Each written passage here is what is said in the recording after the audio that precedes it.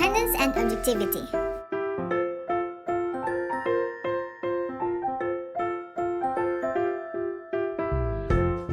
Standard 110 deals with independence and objectivity. Definition. Independence is the freedom from conditions that threaten the ability of the internal audit activity to carry out internal audit responsibilities in an unbiased manner. Objectivity is an unbiased mental attitude that allows internal auditors to perform engagements in such a manner that they believe in their work product and that no quality compromises are made. Charter. It provides the organization a blueprint for how internal audit will operate and helps the governing body to clearly signal the value it places on internal audit's independence. Ideally, it establishes reporting lines for the CAE or Chief Audit Executive that support.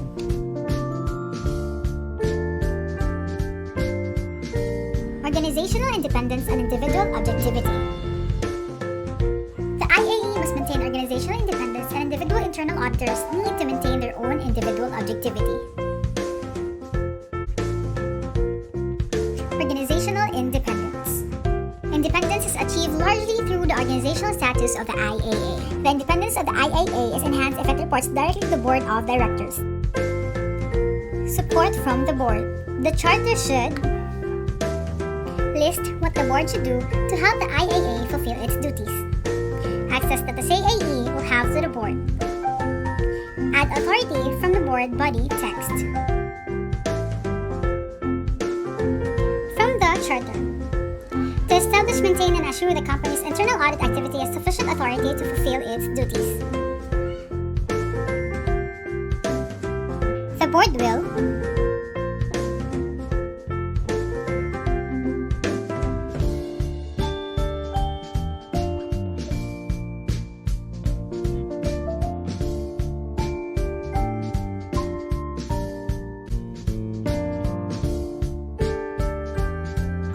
The Chief Audit Executive will have unrestricted access to and communicate and interact directly with the Board, including in the private meetings without management present.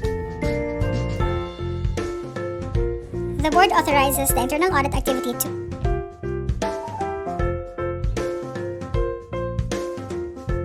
dual reporting lines. It is to assist in the independence and objectivity of the AAA. There should be dual reporting lines, functional and administrative reporting.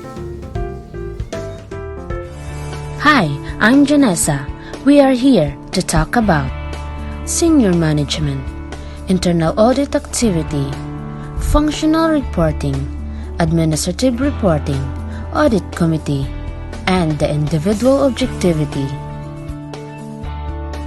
Practice Advisory 11101. CEO support from senior management and the board assists the internal audit activity in gaining the corporation of engagement clients and performing their works free from interference. The CAA reporting functionally to the board and administratively to the organization chief executive officers facilitates organization independence. At a minimum, the CAA needs to report to an individual in the organization with sufficient authority to promote independence and to ensure broad audit coverage, adequate consideration of engagement, communications, and appropriate actions and engagement recommendation. Functional reporting is the ultimate source of independence and authority for IIA.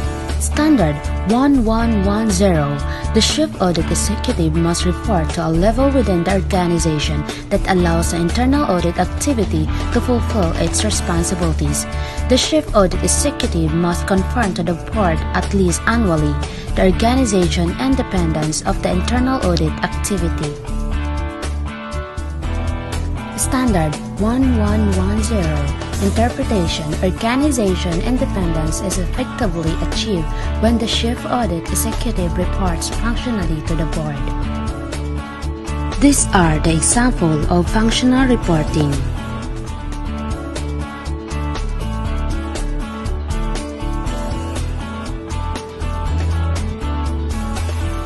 (1110.A1) The internal audit activity must be free from interference in determining the scope of internal auditing, performing works, and communication results. The Chief Audit Executive must disclose such interference to the board and discuss the implication. Administrative reporting is the reporting relationship within the organization management structure that facilitates the day-to-day operation of IIA. Administrative reporting typically includes budgeting and management accounting, human resources administration including personnel evaluation and compensation, internal communication and information flows, administration of internal audit activities, policies, and procedures. Individual objectivity means the internal auditors perform engagement in such a manner that they have an honest belief in their work product and that no significant quality compromises are made. Internal auditors are not be placed in situations that could impair the ability to objective professional judgments. Standard 1120 Individual objectivity. Internal auditors must have an impartial, unbiased attitude and avoid any conflicts of interest. Standard 1120 Interpretation. Conflicts of interest is a situation in which an internal auditor who is in a position of trust has a competing professional or personal interest. Such competing interests can make it difficult to fulfill his or her duties impartially.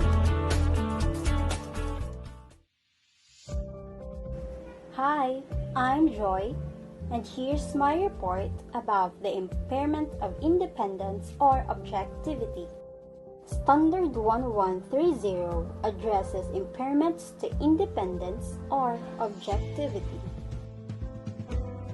If independence or objectivity is impaired in fact or appearance, the details of the impairment must be disclosed to appropriate parties, and the nature of the disclosure will depend upon the impairment.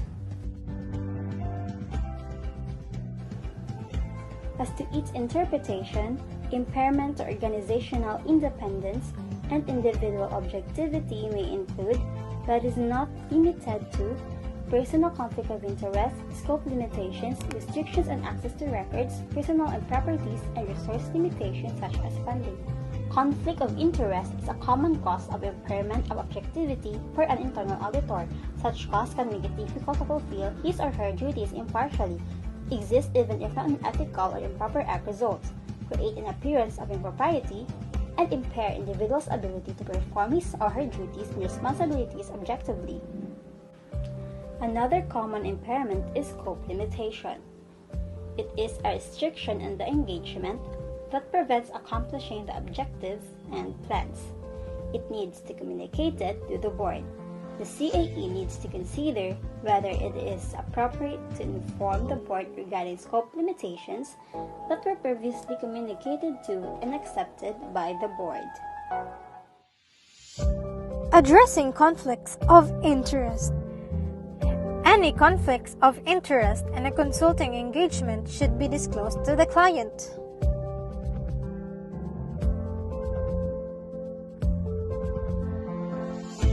An auditor with a conflict of interest in an assurance engagement should be removed.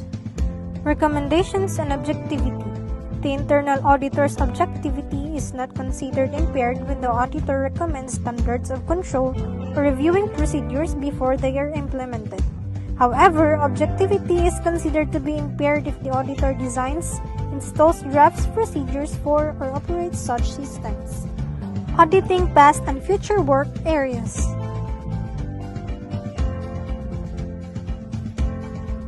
Objectivity is presumed to be impaired, and such facts should be clearly stated when communicating the results relating to the area that was audited.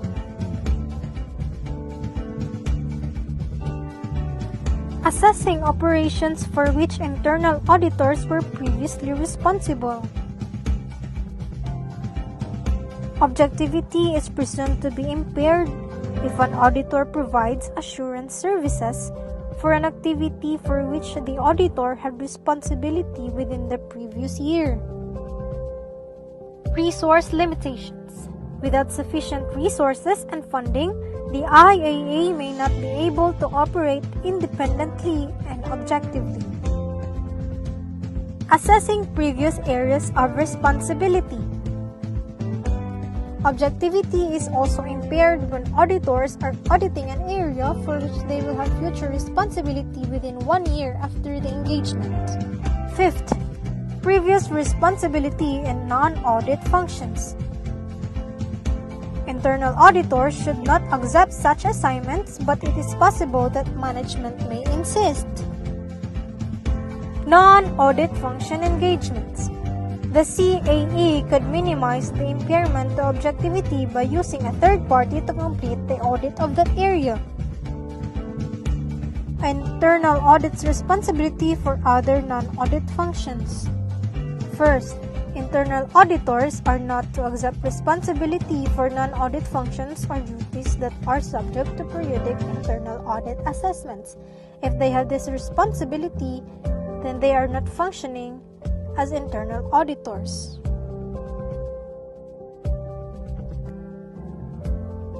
Second,